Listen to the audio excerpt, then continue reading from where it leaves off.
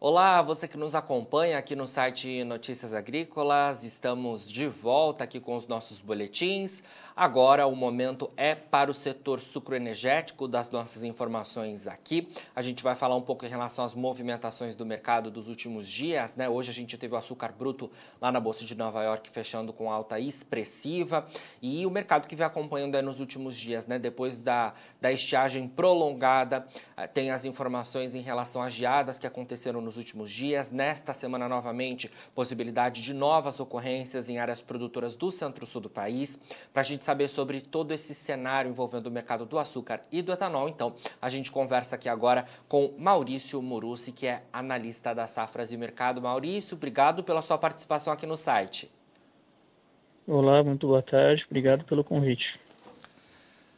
Obrigado você, Maurício. Bom, falei aqui um pouco aos nossos internautas em relação a movimentação do mercado nos últimos dias, né? Porque a gente já iniciou esse mês de julho, então, com a ocorrência de geadas em áreas produtoras do centro-sul do país. A gente teve o mercado subindo bastante lá na Bolsa de Nova York. A gente também teve, nos últimos dias, novas ocorrências de geadas, né? O mercado também subiu, acompanhando todo esse cenário. Depois acabou se ajustando, de alguma forma, em relação às perdas dos últimos dias e do início do mês. E hoje, de novo, a gente tem valorização para o açúcar bruto lá na Bolsa de Nova York e com essa informação, né, Maurício, de possibilidade de novas geadas, então, que seria, né, a terceira incursão, né, de frio aqui no centro-sul do país. Queria que você falasse um pouco para a gente sobre essa movimentação do mercado em relação a essas ondas de frio. Bom, basicamente, o risco de geadas que está previsto agora para quinta-feira é o terceiro dentro do mês de julho, tá? Dentro do mês de julho aí, e já provocou muitos estragos nos canaviais. O problema é que não há uma mensuração ainda correta desses estragos, porque cada vez que incide um evento de geada, praticamente é zerado o prazo necessário para os técnicos irem nos canaviais e fazerem o levantamento, né? Então, geralmente é estrago em cima de estrago. Tanto é que as estimativas de quebra de cana estão muito mais elevadas do que nós tínhamos há 2 meses atrás, né? A Safras e Mercado esperava pelo menos de 605 milhões de toneladas na temporada anterior, que caísse para 570, isso há 2 meses atrás. Hoje nós já esperamos 550, né? E nós sabemos que daqui a mais ou menos uns 2 meses nós teremos que revisar essa estimativa para pegar os efeitos aí dessa última estiagem aí, e que provavelmente vai ser um número abaixo de 550, se não sabemos o quanto ainda, né? Sim. O Maurício, realmente, né, uma safra bastante atípica, né, aqui para o centro-sul do país, porque a gente já vinha acompanhando nos últimos meses, né, até antes, inclusive, do início da safra 2021-22, que se iniciou em abril, uma estiagem prolongada, né, com efeitos adversos aí, né, sendo registrados em várias regiões produtoras do Centro-Sul. E agora a gente vem aí, então, agora com essas ocorrências de frio. Realmente é algo que não se via há um bom tempo, né? Na verdade, não há uma memória histórica, né, de uma safra que tenha tido os dois tipos de problema ao mesmo tempo, né, que nem a seca que você comentou e 3 incidências fortes de geadas, né? Até agora, 3, né? Nós não podemos determinar se daqui no próximo, durante agosto, que ocorrerão novas incursões de massas de ar polar, né? Então não há uma memória histórica de tantas intempéries dentro do mesmo período, né? A seca ficou evidente. Na verdade, a temporada de chuva desse ano de 2021, ele deveria ter ido até abril, mas ele se encerrou em fevereiro, na segunda quinzena de fevereiro. Então ficou evidente a seca basicamente em maio, quando o período de falta de chuva deveria começar, e chegou em maio e já não chovia desde fevereiro, né? Então lá ficou evidente. Claro que a gente na segunda semana de fevereiro, quando não choveu mais, em março, quando não chovia, ainda não dá para dizer que estamos em plena estiagem, era muito cedo para determinar isso aí, né? Porque a temporada de chuvas ainda estava evidente, né? Agora, isso efetivado no final de maio. efetivada essa informação, e agora na transição de junho para julho, a primeira incidência de geada, na terceira semana de julho, a segunda incidência de geadas, e agora na quarta de julho, semana de julho, a terceira onda de geadas sendo caracterizada a maior do século, isso é um evento totalmente inédito no mercado. Sim. E o mercado lá fora, né, acompanhando todas essas informações, né, Maurício, oscilando, claro, né, em momentos de preocupação com alta, mas depois corrigindo de alguma forma alguns possíveis exageros. Aí a gente vem acompanhando isso nos últimos dias, né? E queria saber as suas informações em relação ao Brasil. Como é que a gente está no cenário de negociações diante dessas informações de lá de fora que estão repercutindo e diante dessa tensão, claro, né, dos produtores com essa safra aí sendo fortemente impactada por essas condições climáticas que a gente já mencionou? Bom, basicamente há um temor dentro do mercado. Eu não diria do mercado, assim.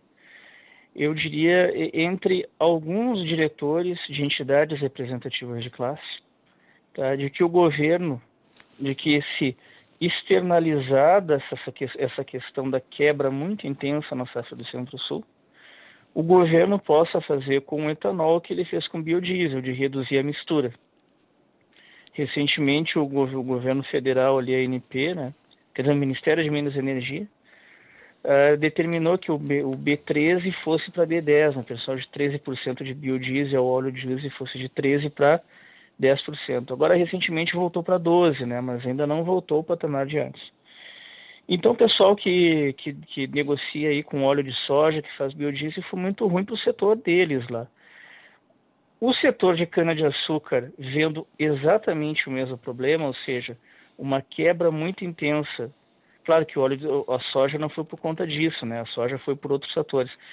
Mas uma quebra muito intensa na oferta de cana, fazendo com que a oferta do etanol diminua muito e os preços elevem bastante, o governo pode olhar isso aí e ver, não, há um risco aí de os preços subirem muito, bater muito na inflação, né? E aí a gente, não, vamos então de reduzir o percentual de mistura do anidro à gasolina para tentar domar essa questão inflacionária. Mas o fato é o seguinte, o fato é que o etanol em si, ele já não está conseguindo ter uma elevação nos seus preços muito grande. Em parte porque a competitividade do hidratado frente à gasolina, ela já não é mais válida desde abril. O etanol já subiu bastante desde abril, ao ponto de perder competitividade frente à gasolina. Atualmente, somente no Mato Grosso que vale a pena, assim, e está no nível muito saturado, em 69%. Então, não é essa quebra de safra, e isso já acontecia antes das geadas, tá? Antes das geadas. Alô? Uhum, sim. Ah, tá. Isso já acontecia antes das geadas, só com o evento de seca. Então, as usinas não conseguiam elevar mais o preço do hidratado por conta da quebra de safra, porque ele já não tinha mais competitividade frente à gasolina, e o consumidor final está consumindo mais gasolina, porque o preço não está valendo a pena, né? Então, isso já é visto no ciclo Otto, aí, com a gasolina ganhando cada vez mais participação desde o ano passado, 2020 inteiro e agora 2021 também, né? Então o hidratado já não sobe, já não estava subindo antes disso. Claro que se vier uma quebra muito grande de 3 geadas, mais uma seca continuada desde fevereiro, em tese deveria ter espaço para o hidratado subir, né? O problema é que a demanda está muito baixa, tá? Então não adianta, a usina vai subir preço, mas não vai vender. Então ela já não está vendendo, né? Porque a demanda no posto está muito... Mas ainda assim existe esse medo por parte de algumas entidades representativas de classe, né? Claro que eu não vou citar o nome aqui, né? Não é esse objetivo. Isso é uma conversa muito de bastidor, muito informal. Não há uma comunicação oficial sobre isso aí. Mas isso aí está acontecendo no mercado. Só está sendo freado por conta disso. A demanda do etanol está naturalmente fraca. Então o preço já não consegue subir, mesmo se vier mais 5 ou 6 ondas de massa de ar polar aí com geadas. Certo. Ô Maurício, e o mix das usinas, né? Porque muito se falava, né? Você mencionou essa questão, né? Então, do movimento do etanol neste momento, né? Mas a gente falava há alguns meses atrás em relação a essa possibilidade de alteração do mix de algumas usinas, né? O açúcar está bastante valorizado, o etanol também está bastante valorizado, mas a decisão das usinas, né, poderia haver alguma mudança aí diante do que estava planejado na safra. Como é que está o Não, cenário de mix assim, neste momento? tá assim, Jonathan. O mix é assim, ó, as usinas definem o seu padrão de mix médio antes de começar a safra, lá no primeiro trimestre do ano, tá? Entre Uhum, janeiro e março. Tá? Elas têm um determinado planejamento já prévio e fixo sobre isso, para como atuar no ano inteiro. Tá? Isso oscila muito em função também do que ela já tem contratado para exportar VHP, ou tem usinas que são especializadas só em produzir etanol hidratado, outras só em VHP. As que fazem as duas, né, as que têm essa possibilidade de, vamos fazer o que esse ano? Vamos fazer VHP para exportar? Ou, vamos fazer hidratado para vender no mercado interno? Elas decidem isso lá no primeiro trimestre, tá? Até março, sendo que a safra começa em abril. Então, dali para o ano inteiro, o mercado fica dentro desse padrão médio, ele não uhum, altera muito, assim. Não há uma flexibilidade tão grande, porque as usinas mantêm um planejamento sim. dentro do ano, né? Uma coisa assim, ó, é tão inelástica assim, tá? Do que já o preço subiu 10% na semana passada, então a usina já, não, vamos virar a chave, vamos mudar tudo. Não, isso é uma coisa bem mais, digamos assim, bem mais tranquila, assim, bem mais sólida. Aquele padrão de mix segue no ano inteiro, tá? O que as usinas fazem durante esse ano aqui, digamos assim, em abril é só questões operacionais, tá? É só colher a cana, moer, processar e entregar. O jogo começa mesmo das usinas, tá, entre dezembro, no máximo até março. As últimas que determinam sua estratégia são em março. Mas entre dezembro e março é que é o jogo, tá? Então é Uhum. que elas definem quanto elas vão vender de hidratado, quanto elas vão exportar de VHP, vendas já fixadas ao longo do ano, né? Então não tem digamos, essa volatilidade tão grande assim, né, nesse mercado. Então o mix fica tranquilo, fica dentro daquele patamar que a gente já tem visto ali, que a gente já tem conversado e tem acompanhado dentro do padrão ali dos relatórios quinzenais da Única, né, Jonathan? Sim, perfeito. Maurício, como falamos aqui durante toda essa entrevista, né, uma safra aí de muitas emoções. Claro, a gente vai estar conversando aí ao longo do decorrer das próximas semanas para a gente atualizar todo esse cenário aí, né, e dando as melhores informações ao produtor neste momento de tanta atenção, né, e do mercado como um todo, né, Maurício? Obrigado pelas suas informações mais uma vez aqui e sempre queremos contar com a sua presença aqui no Notícias Agrícolas, viu? Claro, eu que agradeço o convite e podem contar sempre conosco aí da Safras e Mercado. Muito obrigado. Então, conversamos aí com Maurício Murussi, analista de mercado da Safras e Mercado, né? E a gente falando um pouco, então, em relação ao cenário, né, de atenção do mercado do açúcar relacionado à primeira, né, incursão de frio que a gente registrou neste início de mês de julho. Na virada, né, de junho para julho. A gente teve também uma segunda ocorrência de frio, né, com geadas novamente acontecendo nos últimos dias. E agora a gente já inicia esta nova semana com previsão de mais frio em áreas produtoras do centro-sul do país e possibilidade de novas geadas, né? E nessa conversa com o Maurício, a gente falou um pouco em relação a esse cenário adverso que não era registrado, né, na safra de cana-de-açúcar. Uma safra que vale lembrar que já veio impactada pela estiagem prolongada em várias regiões do centro-sul do país, né? Então, claro, a gente já começou essa safra 2021-22 com previsão de menor moagem de cana-de-açúcar, previsão de menor produção de açúcar e menor produção de etanol. Já era uma safra que seria menor. No entanto, a gente vem agora neste mês de julho tendo ocorrência de incursões de frio com registro de geadas e com danos acontecendo em áreas produtoras. O Maurício nos pontuou, né, que de fato há estragos nos canaviais, mas ainda a gente não tem a mensuração completa, verificada de todo esse cenário. Porque, primeiro, no início do mês, teve a ocorrência de geadas. As lavouras elas devem levar alguns dias para que, de fato, esbocem alguma reação diante da ocorrência do frio. Logo em seguida, nos próximos dias, veio uma nova ocorrência de geada.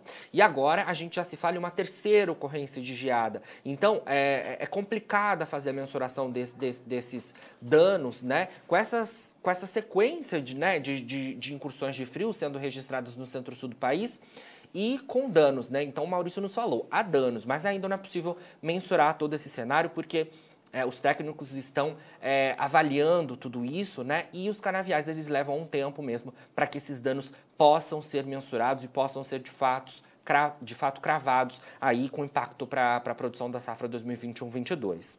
Também atenção, claro, para a safra 2022-23, né? Diante dos danos causados, e depende, claro, de cada lavoura. A gente falou também em relação a todo esse cenário, como é que ficam as previsões das safras, né? A gente começou, então, a nova temporada com uma moagem no ano passado, né, no ciclo passado, estimada em 605 milhões de toneladas pelas safras de mercado, na safra 2020-21.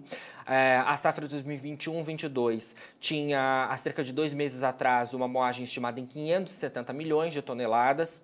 Esse número agora, neste momento, diante dessas informações climáticas recentes, já caiu para 550 milhões de toneladas, e as safras daqui a pouco, né, já monitora todo esse cenário e pode revisar ainda mais as suas estimativas de moagem para a safra 2021-22 de cana-de-açúcar aqui no centro-sul do país.